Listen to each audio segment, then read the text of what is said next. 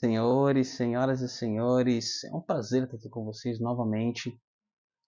Na aula de hoje nós vamos falar sobre vinhos. Você lembra? Espumantes. Hoje vamos falar sobre espumantes. Sobre os vinhos, né, que vem aquelas garrafas mais bojudas, garrafas grandes, pesadas.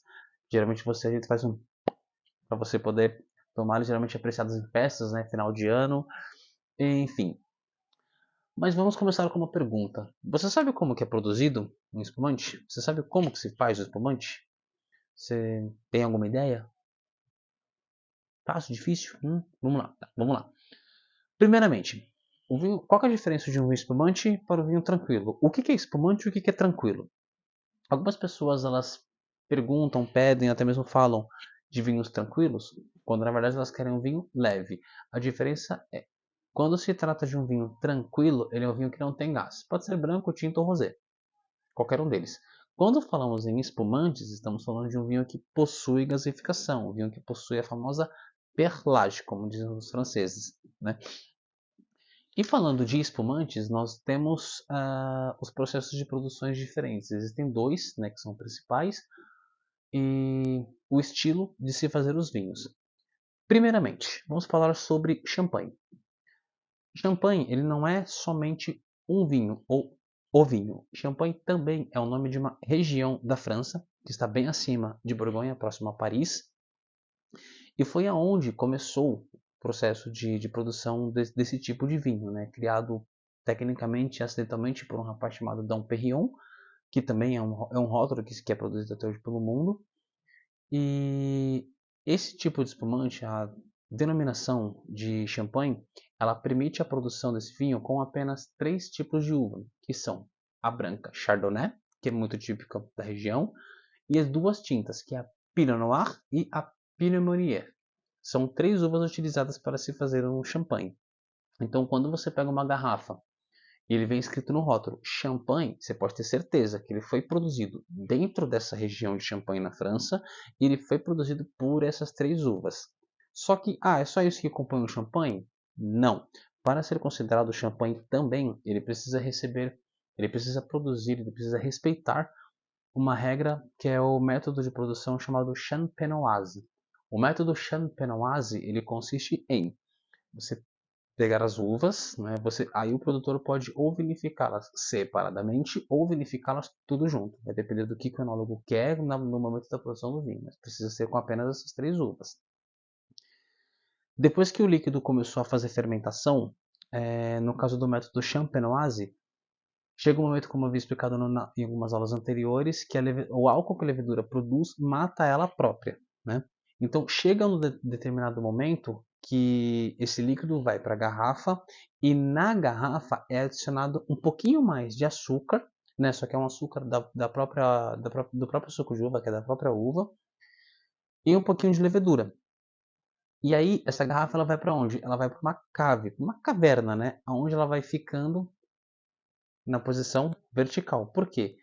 Ali dentro tem um pouquinho de vinho, tem esse licor, que é um licor mais adocicado, que é um líquido mais adocicado, também do mesmo espumante, né, do mesmo processo de produção. E a levedura, como ainda tem açúcar, ela continua comendo, ou seja, ela continua produzindo gás carbônico. E conforme vai passando o tempo, vai um rapaz lá, né, ele dá um giro na garrafa, né, um giro no próprio eixo e um giro como se fosse como eu falo, o movimento da Terra, como se fosse um movimento de rotação e translação. Então ele dá um giro aqui e um giro aqui. Aí ele volta um tempo depois, ele dá um giro aqui e um giro aqui.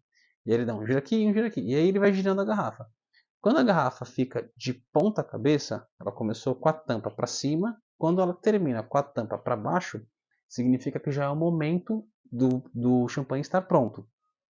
E aí o que acontece? Ele retira aquela garrafa, ele passa numa máquina para ter um congelamento das leveduras mortas que estão ali dentro, né, que ficaram fazendo a segunda fermentação dentro da garrafa. Eles fizeram esse congelamento e aí o que ele faz? Ele pega e tira. Mas como que fecha essa garrafa no momento que se coloca essas segundas leveduras para fazer o processo de fermentação? É simples, é só colocar a levedura ali dentro e o licor, e aí você coloca uma tampa de cerveja. Uma tampa de cerveja simples. No momento que você vira ela e congela, você vem com o abridor mesmo e e abre ela. Só que no que você abre, a garrafa ela perde um pouco de líquido, o que é normal. E aí o que acontece? Existe um licor chamado licor de tiragem, que é aquele mesmo espumante, né, que está na garrafa, que ele só coloca para completar, e aí sim, vem com a rolha, com a gradezinha, com o envelopinho, tudo, e aí ele está pronto para entrega. Só que nesse processo da segunda fermentação que acontece dentro da cave, lá com a levedura dentro da garrafa, até dar todo esse processo de girar, leva mais ou menos, pelo menos aí uns 6 meses até ele ficar pronto. Então, quando você pega um espumante, um champanhe na prateleira de uma adega ou que seja em um restaurante, você pode ter certeza que ele passou por esse procedimento e ele ficou por pelo menos 6 a 7 meses antes dele ficar pronto. Alguns produtores de champanhe costumam fazer um processo de produção chamado Sur-Lie. Se escreve Sur, S-U-R, espaço Lie, L-I-E, mas se pronuncia Sur-Lie, que basicamente é o contato das leveduras mortas com o líquido. A legislação de champanhe, se não me engano, ela pede que esse procedimento dure por 6 meses. Só que o produtor pode deixar por 7, por 8, por 9, por 10 meses? Pode, porque a legislação pede o mínimo, mas se o produtor quiser deixar mais, é por conta dele. O que acontece? Quando as leveduras ficam em contato, né, depois que elas terminam de produzir a segunda fermentação, depois que elas terminam de fazer o trabalhinho que a natureza ensinou para elas morrem ali dentro da garrafa, mas elas transferem mais complexidade, elas melhoram o aroma do espumante, fazendo com que o produto final fique muito melhor mesmo. Dá uma acidez, uma refrescância diferente no espumante, você sente normalmente gosto, para quem já foi, por exemplo, na padaria de manhã, que sentiu aquele aroma de pão, que colocou aquele miolo de pão fresquinho na boca, você chega a sentir essa sensação de fermento de pão, porque a fermentação é a mesma, acontece do mesmo modo e método das duas formas, né? A levedura comendo açúcar para poder fazer a fermentação. E são maravilhosos. Uma outra diferença, aí agora vem uma diferença entre champanhe e o espumante, né? O champanhe, ele acontece a segunda fermentação dentro da garrafa. No espumante, essa segunda fermentação ela pode acontecer no próprio tonel que teve a primeira fermentação. É chamado de método Charmat, com T mudo, método Charmat. Enquanto o champanhe, você tem duas fermentações, uma no tonel e a outra na garrafa, no método Charmat é uma fermentação só. Ele acontece de uma única vez. De uma única vez. Começa a fermentação, a levedura come o açúcar, produz álcool, produz gaseificação. Daquele tonel ele já é engarrafado, tampado e pronto para venda. Ele já é um método mais comercial, para consumo mais rápido. Ah, então quer dizer que o espumante ele é mais inferior que o champanhe? Não necessariamente. Tem muitos bons espumantes no mercado, inclusive espumantes brasileiros chegam a ganhar prêmios na França, né, devido à complexidade, devido ao nosso terroir ser muito bom para fazer a produção dos mesmos. E aí existe um outro vinho chamado frisante. O que é o vinho frisante? Esse já é um produto bem mais comercial ainda, e ele é um produto um pouquinho mais, diria que até um pouquinho mais inferior, porque no momento que a levedura está fazendo a fermentação, quando ela começa a produzir o gás carbônico, já tiram esse líquido, já engarrafam para poder fazer, para poder colocar o produto na venda. Se eu for falar, por exemplo, a grosso modo, a diferença entre o frisante, espumante e champanhe é a pressão atmosférica dentro da garrafa, além do método de produção e das uvas utilizadas. Mas o fator principal é o método de produção e a pressão atmosférica dentro da garrafa. Frisante tem pouco, espumante tem médio, champanhe tem muito. Por isso que as garrafas de champanhe precisam ser grossas e pesadas para poder aguentar toda a pressão que está dentro da garrafa.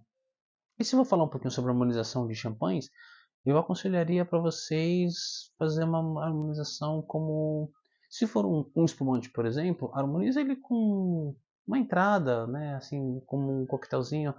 Chegou os convidados, vai no espumante, vai estar tranquilo. Se você quiser, por exemplo, fazer uma harmonização magnífica, pode sim apostar nos espumantes brancos ou rosés e para acompanhar pratos como frango ou peixe. Eu acho que é bem interessante. O champanhe, por ele ser mais complexo, ter uma melhor acidez, ter uma melhor refrescância, ele acompanha melhor esses pratos de entrada, esses pratos mais leves. E uma outra dica, alguns rótulos de champanhe, eles vêm escrito uma nomenclatura chamada Blanc de Blanc, significa branco de uvas brancas. Quer dizer que aquele champanhe só foi produzido com a uva Chardonnay. Não teve nenhuma outra uva na composição. Existe uma outra categoria chamada Blanc de Noir, que significa branco de uvas tintas, Blanc de Noir. Que esse vinho só foi produzido ou com Pinot Noir, ou com Pinot Meunier, ou com as duas. Por isso que ele se chama Blanc de Noir. Mas por que se utiliza as três uvas, Antônio? Simples, porque uma sempre vai complementar o que a outra não tem. O que uma falta em acidez, a outra vem e complementa. O que uma falta em corpo, a outra vem e complementa. Então elas formam um triângulo maravilhoso para os espumantes. E aí então na próxima vez que você for no mercado, numa adega, ou até mesmo num restaurante, e você vê que tem lá um champanhe Blanc de Blanc, você vai saber que aquele champanhe foi feito somente com Chardonnay. Se tiver Blanc de Noir, você vai ver que aquele champanhe só foi feito com uvas tintas. E também no mesmo processo, assim como vai produzido os vinhos brancos, os vinhos tintos, os vinhos rosés, os espumantes, champanhes e frisantes também podem ser brancos, tintos ou rosés. Voltando, vai depender muito do que o enólogo busca, né, do resultado final que ele quer no vinho e o tempo que as cascas ficam em contato com as borras. Bom, essa aula ficou um pouquinho longa, né, mais ou menos uns 12 minutos, eu acho. Mais ou menos uns 10, 12 minutos. E vamos fechar ela por aqui. Eu acredito, espero que vocês tenham aproveitado bem sobre essa aula. Passei algumas informações que eu acho que acredito ter solucionado algumas dúvidas. E vamos para a próxima aula. Fica comigo até o final, hein?